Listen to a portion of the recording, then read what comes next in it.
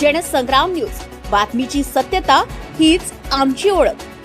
सेलूचा आठवडी बाजार देतोय अपघातास निमंत्रण। सेलू शहरातील मंगळवारी भरणारा आठवडी बाजार हा संपूर्ण तालुक्यासाठी महत्त्वाचा असला तरी सध्या तो नागरिकांच्या अडचणींचा कारण ठरत आहे। नगरपंचायतीने नेमून दिलेल्या जागेवर दुकाने न लावता अनेक व्यापारी थेट वर्धा रोडवरच आपले स्टॉल लावत असल्याने प्रचंड गर्दी होते। याच बरोबर बाजारात येणाऱ्या नागरिकांची वाहने रस्त्यावर उभी राहत असल्यामुळे वर्धा रोडवर वारंवार भीषण ट्रॅफिक जाम होत आहे।